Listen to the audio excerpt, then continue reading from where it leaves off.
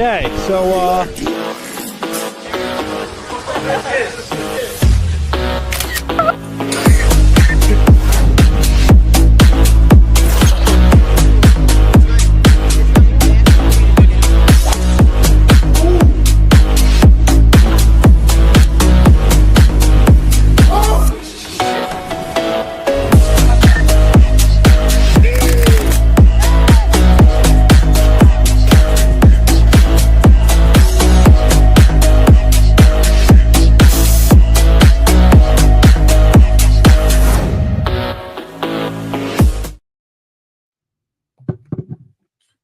welcome to Weekend's Last Beer. Even though it says Jackson Hour, enjoy a cold brew with us, boys. We love it. We love here. This is the Weekend's Last Beer.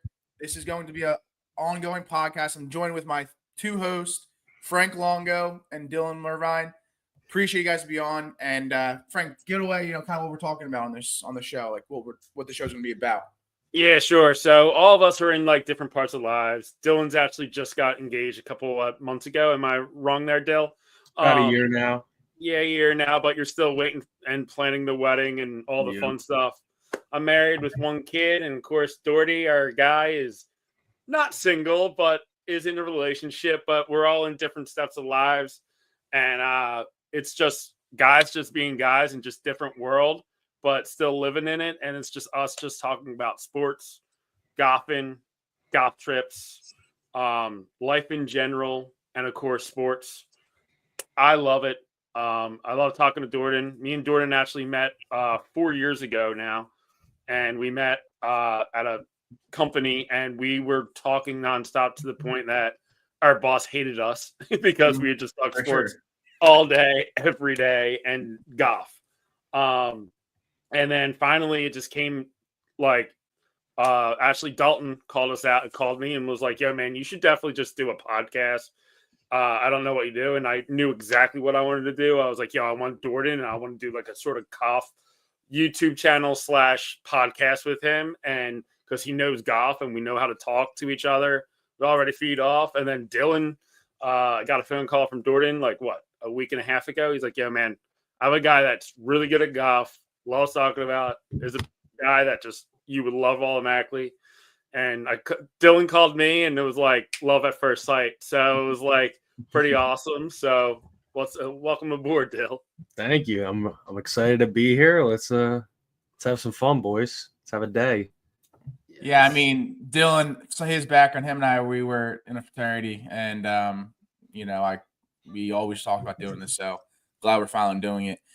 Getting into the actual nitty gritty of this podcast, we're going to go with the topics. Start off, with the Tush Push. Let's do Tush Push first. Yeah. So everyone who is an Eagles fan, we're all Eagles fans here. We last week there was a ruling that the Tush Push lives on. And, this is the second time it has been discussed. So what do you guys feel about this? And how do you guys expect this ruling to last? How long? I think this is going to be an every year conversation with the NFL until some other team is actually as good as the Tush Push. Because if it worked for everybody would be doing it. There's no doubt. And I think it put a really bad taste in a lot of the NFL fans' mouth. It's like, wait a second. The Tush Push is now dangerous, this, that. And then everybody's like, wait a second. In the 1940s, they were wearing leather helmets and doing the same play. And then they're looking at the statistics of this play. And all of a sudden, they were like, oh, it's so dangerous, blah, blah, blah. But there was no real injuries during these plays. My thing is, what I think I'm going to see in the near future of this season is there's going to be a lot of injuries during that play, and then they're going to try to ban it after the fact. They're going to be like, oh, my neck hurt. Another team, of course, is going to be like, oh, my neck's really bad because of that Tush Push. And they're going to blame an injury on that play. But I think the worst person here is definitely the Green Bay Packers. I think they looked really bad during this whole situation. And a lot of players that lost to the Eagles or teams that lost to the Eagles were the number ones calling this play out. And then the only team that I still respect this coach to the day I'll probably die now is the Lions coach. I forget his name. And Campbell, baby. Yeah, he was like, no, that's a great play. They used it. Like, that's a great play, and we need to figure out how to stop it. Don't go to mommy and going, hey, they're playing unfair. At the same time, do I see it? Would I be annoyed as another fan? No, because same time, that offensive line is so goddamn good. It's like, all right, this is what we need to do. We need to get a good offensive line. It's a very copycat league. And I think we're going to see a lot more of this play from other teams this year. Oh, 100%. I mean, Buffalo, Green Bay, that's the annoying part to me is Green Bay ran this play against us last year. And now they're going. Yeah, it was what was their tight end last year? Kraft. I forget his first name. Tucker Kraft, that's right. Yeah, they ran it with him last year in the divisional round. And it's like, and then you're going to go the Karen of the NFL and going to go try and get it banned. It's like, I just don't understand it because they ran it with some success against us too. And yes, it's a very tough play to stop, but we do it the best. And just because we do it the best, everyone wants it banned. I mean, it just sounds like everyone's haters. As weird as that is to say, but it's just some haterade. Right. I mean, if it was any other team other than the Eagles, this wouldn't be a conversation. I don't think it would be just the Eagles. I think it would be any good team that would go on against this. Like if it was like Kansas City, I think I would be on the same. I would be joining that boat because of their success. All truth be told, but I mean, I could see like so many teams using this. I mean, if you had like a Cam Newton or like a big quarterback like that, dude, I would use this play every time because, dude, the guy squats 600 pounds behind your linemen that are also monsters. So, and then, oh, by the way, you have Saquon Barkley doing the rugby play behind on his shoulder and ramming it through. Now, football is sort of like rugby in ways. Like you're running a HB dive. I think an HB dive is 10 times more dangerous than a quarterback tush push because you have a running back running straight into a pile full speed with a 10-yard like gap running full speed into it. So what's more dangerous, the tush push or a quarterback dive? I mean, running back dive. I think the running back dive is way more dangerous than that. That's where it gets me. Let's just be honest. Football is a dangerous sport in general. Oh, yeah. No matter what, you're not going to make football a safe sport until you go sarcastaball like that South Park episode. Yeah. You know, they're all wearing tinfoil hats and you know what I mean? Like, yeah. Football is a dangerous sport. No matter what you do, you're not going to make it safe.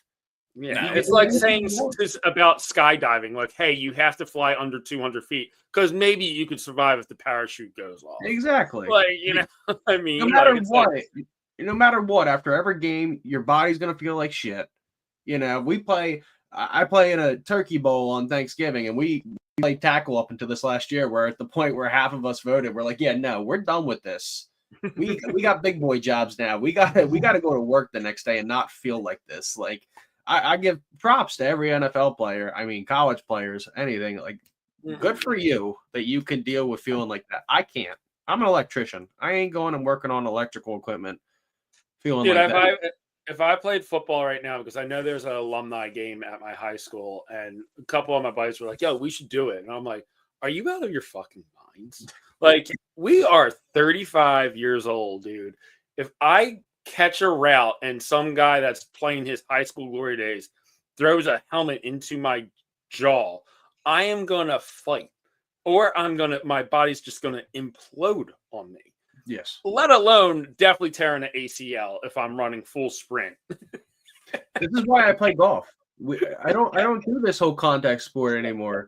Like I played hockey in college when me and Jack here went to college. I was on the hockey team. You won't catch my ass out there playing men's league no more. Hell no. I'm gonna stick to golf. I still do a men's league, but it's like non-contact. But it's just like still like after a hockey game, I'm like using the massage gun nonstop. I'm like, all right, I can't play after like one season. I'm like, all right, 6 weeks I'm taking off. I'm not playing at all. And then there's some guys that are like, I play 3 days a week, and I'm like, cool, dude.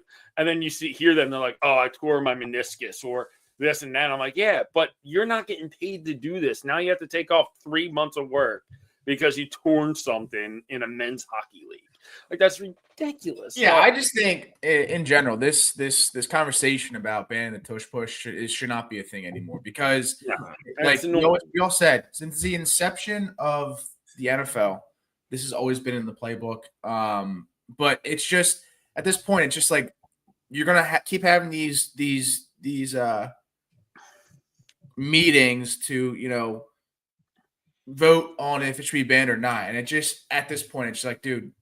Maybe third time's a charm, but like other than that, I mean, the Packers look like the biggest assholes who brought the NFL needs to stop changing so many goddamn rules every year. Right? Like, they gotta stop having these meetings. They gotta do it like every 5 years. They need to change. Like, because it's like every year it's something different. It's like, dude, go back to the glory days. Just what are you doing? Like, come on, just stop. It should honestly be when they redo the CBA, when they redo the collective bargaining agreement. That's when they should do rule changes because, like, it's ridiculous. Like the whole kickoff rule. Was I the biggest fan of it? No. Am I a hater of it? No. It's just like, what the hell is this kind of thing? But it's like every season it's something new, and it's like, come the fuck on. Yeah. Could you just stop? Like, I like how the MLB does it. They're like, hey, we're going to test it out in this league or in spring training first, see how it goes.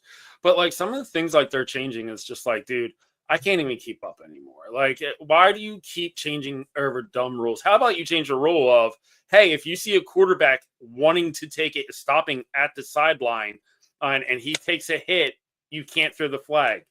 Like, some of these guys are trying to get a penalty now. Like, don't turn this into the NBA. Let's get real rules. Like, if you stop at the sideline and you get hit, that's not a flag, and you can challenge it. That's what I think they should go after. They should be able to challenge. They should be able to challenge penalties. I mean, certain penalties. Yeah, like especially hitting a quarterback. Yeah, like I don't care what anybody says. If you have a 350-pound guy blocking you, and you have a free shot at a quarterback, and he just lets go the ball, and your head's down getting blocked by a 350 guy, and you see that quarterback, and your head's just down, you're hitting him no matter what. And I would tell my players to hit him no matter what.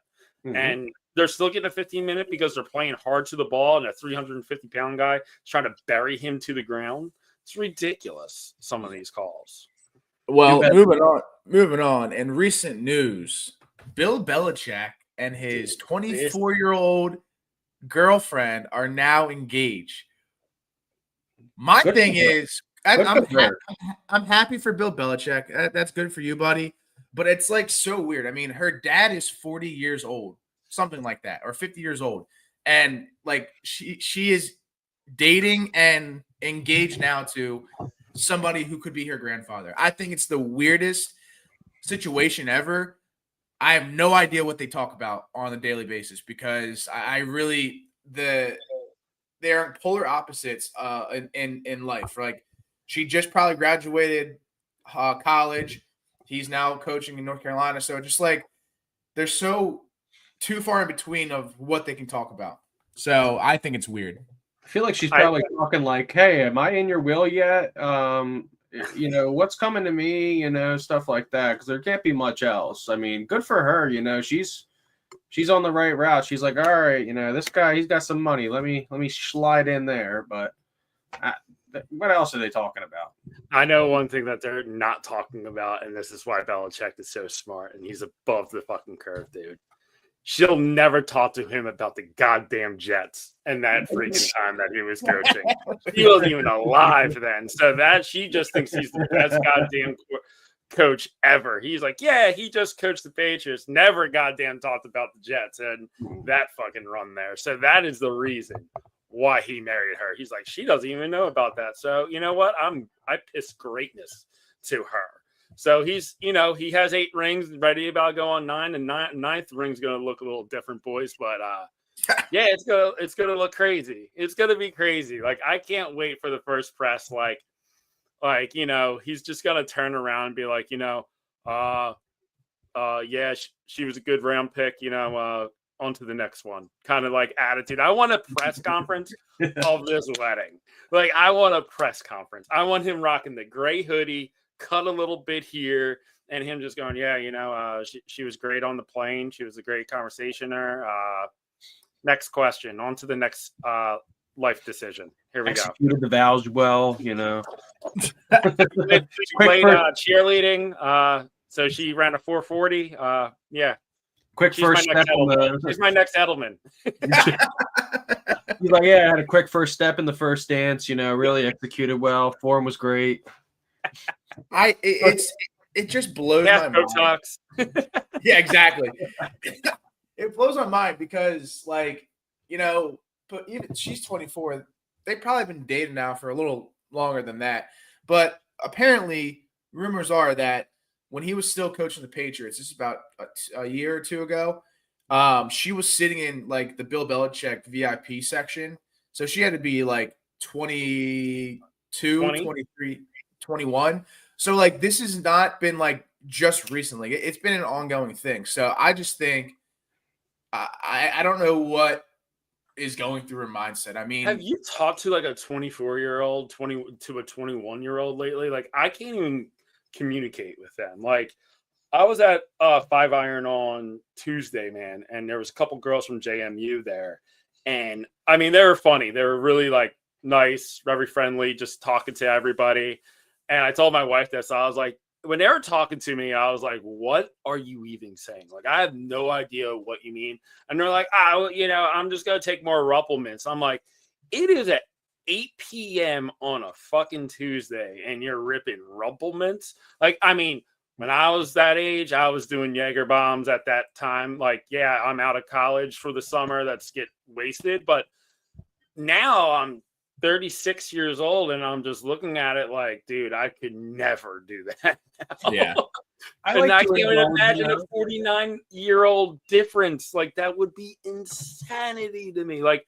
What time does she go to bed compared to him? And do they go to Cracker Barrel for the do they get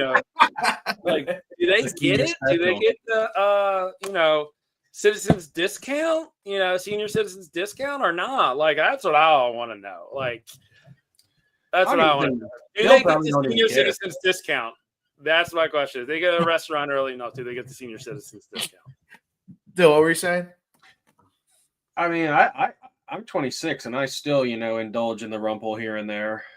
I normally don't remember the next day, but I do like to indulge in the rumple here and there. Well, I mean, and being 24 years old, the conversation is, oh, let's do a TikTok dance. Let's do, this. Let's rip a shot of Rumpelmans. Exactly. Or it's if I see goddamn Bill Belichick do a fucking TikTok dance, I would not have that on my 2020-25 bingo fucking card. I'm telling you that right now. I could see him ripping a shot of Rumpelmans, putting it down and being like, wow, this tastes like Polident or fucking Sensodyne or something, some fucking denture shit. Get the fuck out of here. Yeah. Bill Belichick's Christmas gift is going to be an American Girl doll for her. The shit's wild. That's gonna be a TV12 meal deal. Well, moving on. I know this is mainly a golf podcast, so moving on up.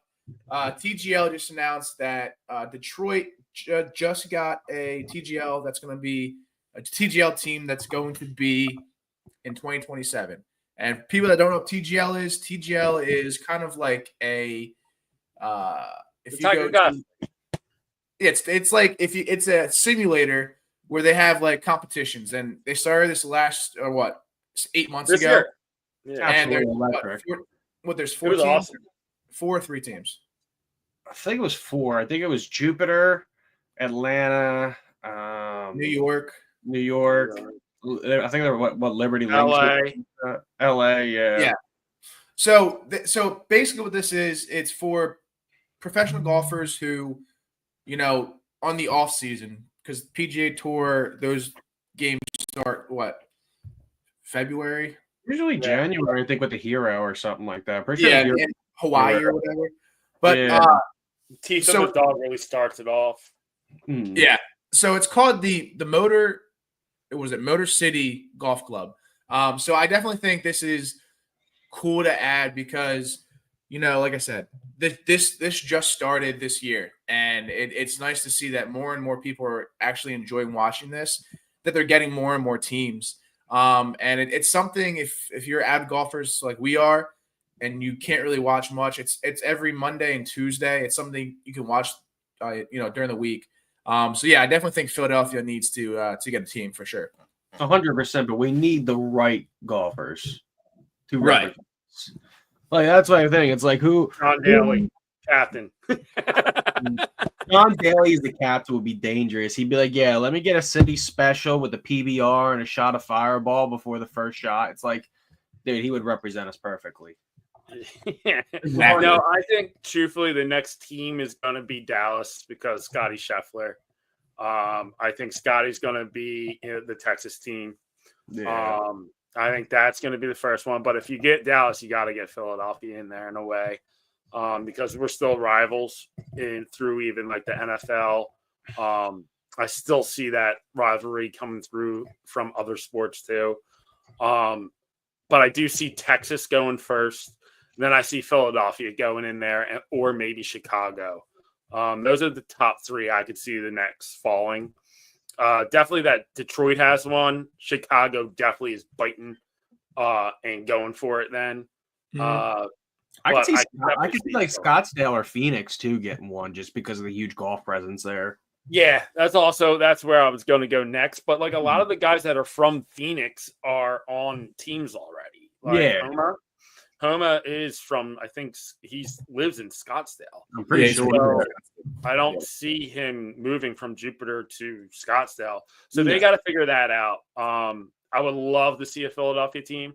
I think we're like a couple of years away from a Philadelphia team, but I do see Texas or Chicago being the next big cities being there.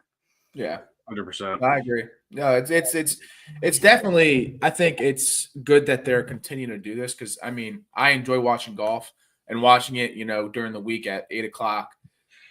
When I wanted to watch golf, it really allowed me to. And like the atmosphere they have inside the facility is just crazy. Like my goal is to go to one soon. That is one of my big goals. I think it'd be fun, and it's totally different because it's not your typical golf setting. Because if you guys ever watch. I'm not saying this to you guys. I know you guys do. But the viewers out there, if you ever watch any kind of golf tournament on television, it's very quiet. Whereas in TGL, they had music playing throughout, the facility. It's like the waste management. Exactly. Smaller level. Yeah. So I think Philadelphia definitely needs to get a team. Interested to see which golfers we pick. But yeah, I think it's definitely worth doing for sure. So tomorrow, guys, we are me, Dylan, and Frank are having our first ever Weekend's Last Beer kind of like content create session. We're playing 9 holes tomorrow, and we're probably going to do this twice a month if we can, if possibly. But we're going to get together, make videos, put it on YouTube, Instagram, things like that. But yeah, so we're playing tomorrow at Abington Golf Club at 9 a.m. And we're just playing 9 holes. So interested to see what you guys think the score is going to be. So it's so funny because this is like the course that I sort of learned golf since I was like 13. This is where I played a lot. So I do know the course pretty well. Have I shot pretty well there? Yeah, my lowest there I think was a 33. I'm going to say a 37.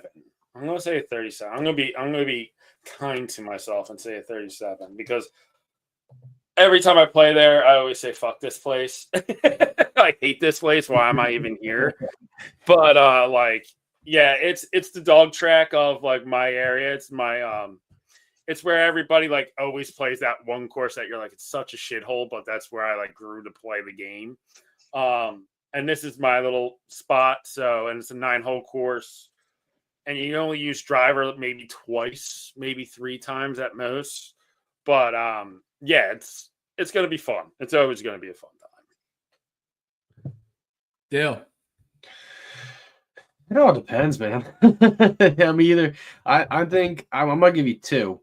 I'm either having a good day and I shoot a 32, or I have a bad day and I shoot a 36.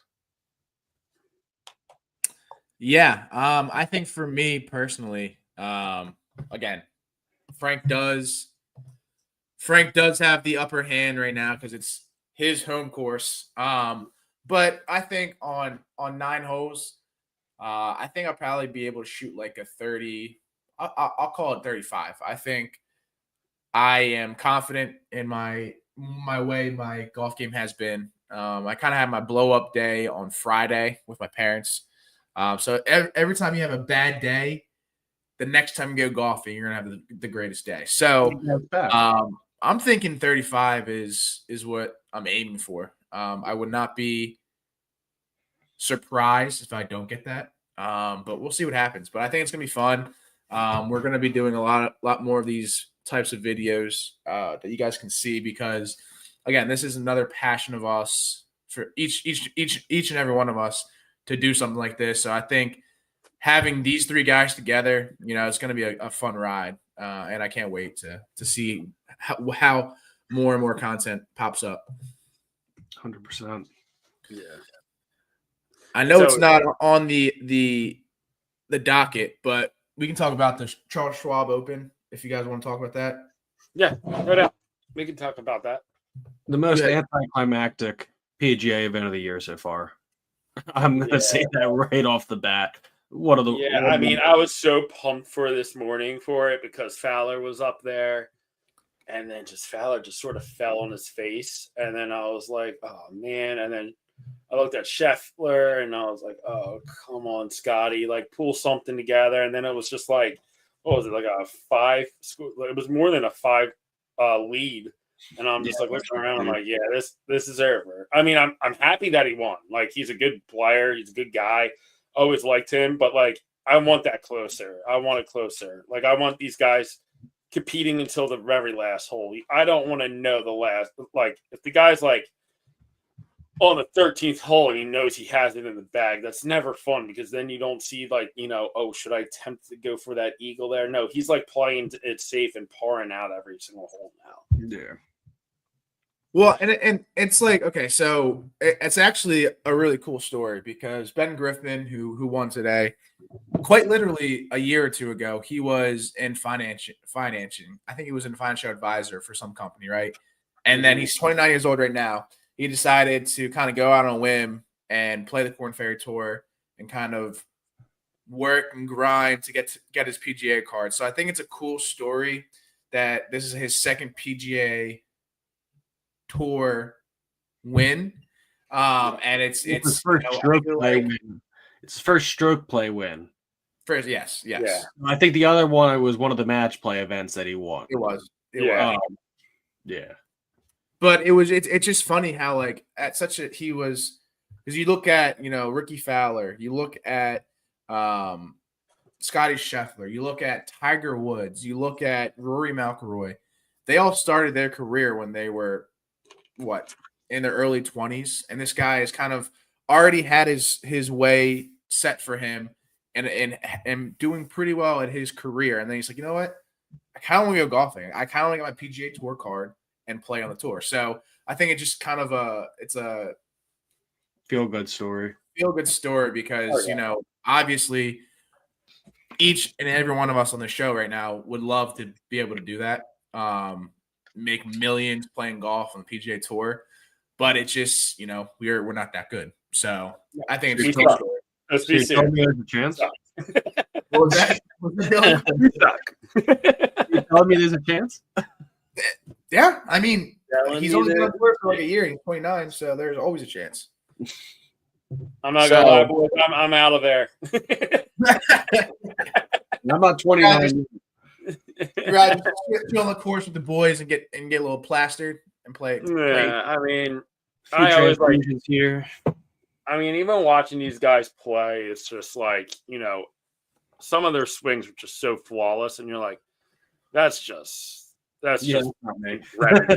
Like, it's Yeah, that's not me. insane. Like, I have no shot of having that nice of a swing. I know you're like you could string together like 2 or 3 holes where you have like some pretty good, ball contact, and then you like just chunk one into oblivion. You're like, God, I fucking suck. Suck. I can't tell you how many times I just hit one fat today, and I'm like, God, I am terrible at this game. Or you turn around and you go, I fucking hate this game, and then you pure one right onto the green, and it backspins, and you're like, fuck, I'm good. And then it like God is so cruel. The golf gods are so cruel. Someday you could have like last week I had 4 pars in a row the first 4 holes, and then I had a birdie, and I'm like, damn, dude, I am so good. And then triple bogey the next hole. Damn, I got humbled so quickly. Well, and that's the thing where we're at compared to these pros. It's like golf is a fun sport, right?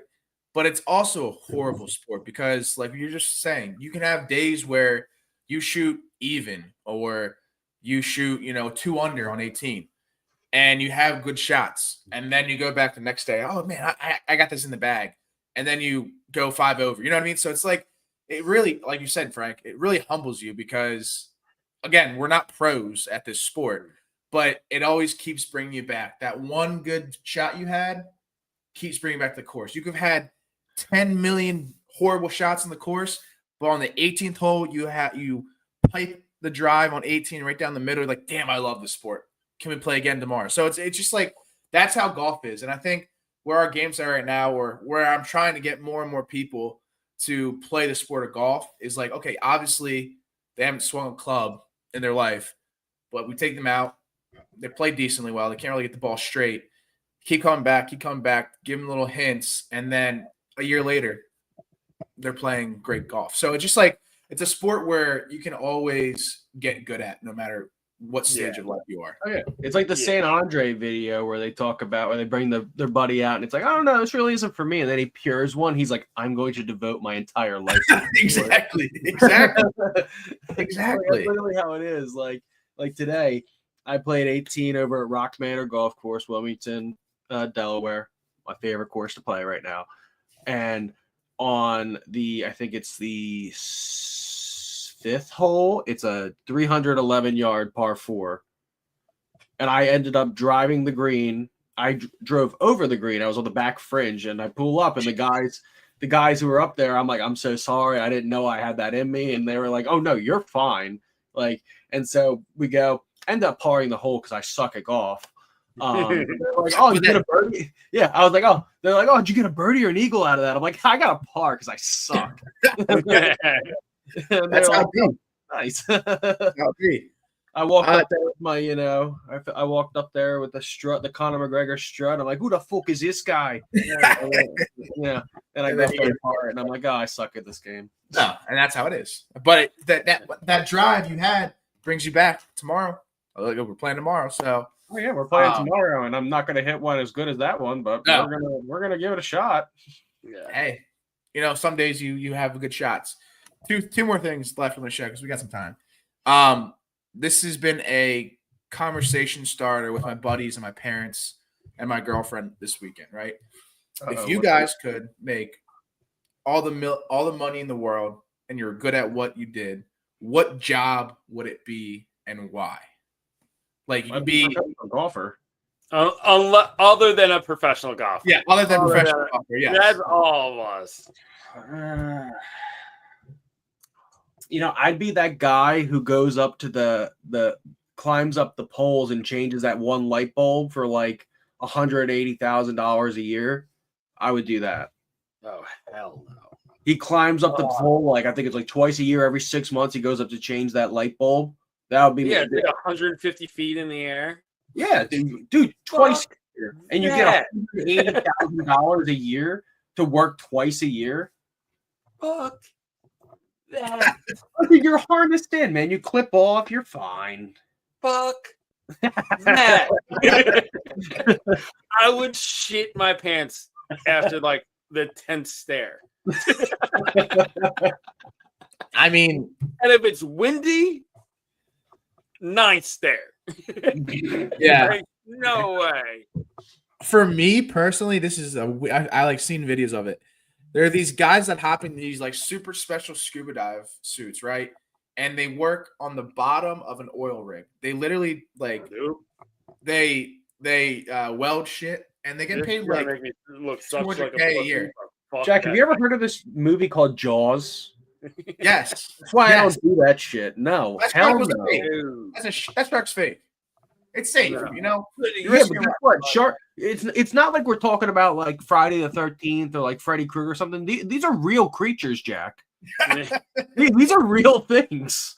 It's not just like a made up thing for a movie. The sharks are real, and they have that many teeth.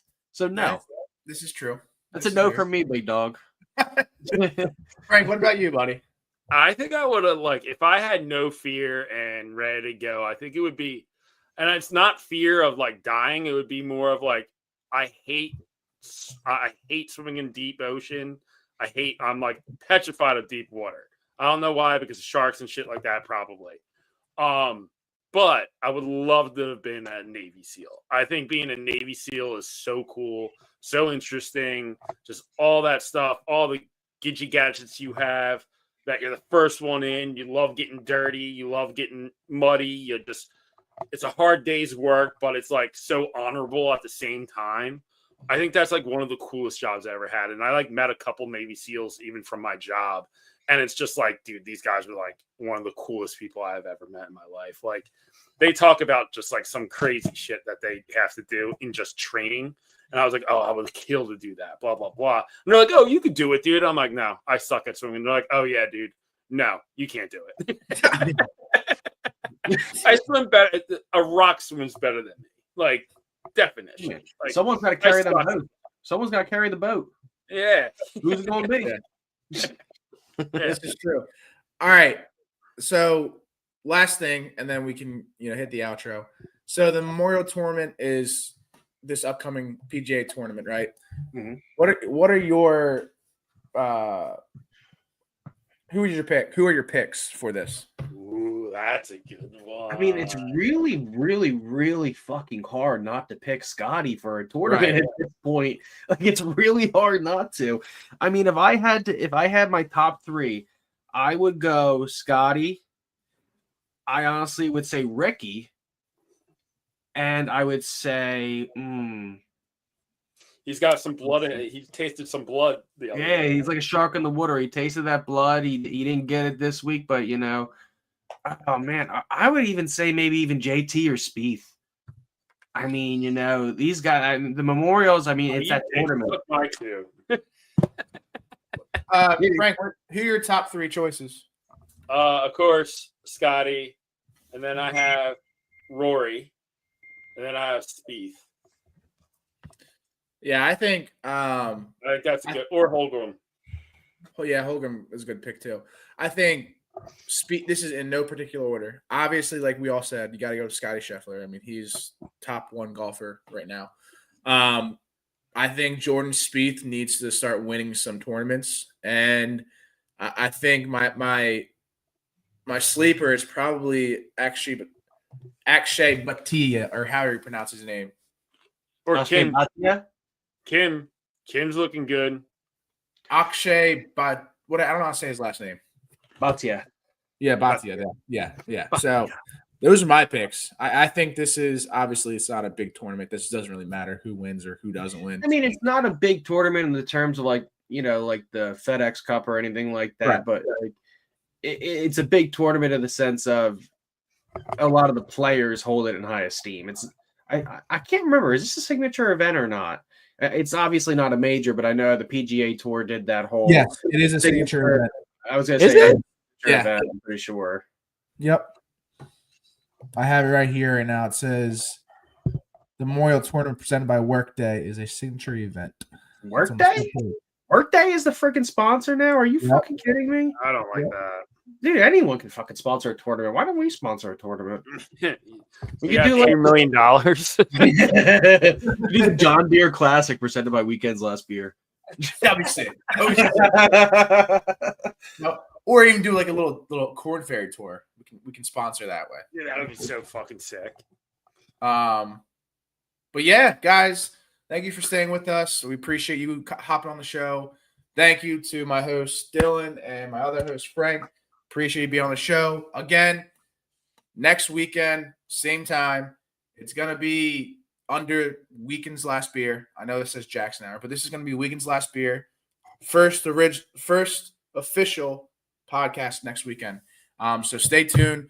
We're gonna be bringing more and more content to you on YouTube, Instagram. So stay tuned for that. Again, appreciate you guys being on the show tonight, and I appreciate all of the watchers we had tonight. So and we'll be doing a big live show soon. We'll be announcing that next episode. So please stay tuned on that, and we'll see you guys at that spot. It's a really good spot. I'm excited about it. And also, we do have merchandise. So if you guys are interested in our merchandise, we will send you a link. Just DM us. I mean, if you want to mention this, Frank, we can if we want to, but we may or may not have a small sponsorship coming our way. We have a couple sponsorships coming our way. Pretty excited. Not announcing it yet. We're doing a couple collabs with them first. But yeah, it's looking pretty good, a little promising. So we're just, seeing how we feel each other out and see how it goes. And then after that, I can't wait to announce it. Awesome. Yes. And please follow us on all platforms at Weekend's Last Beer. Without further ado, let's hit that fucking outro. Good night, guys. Yes, sir. Peace.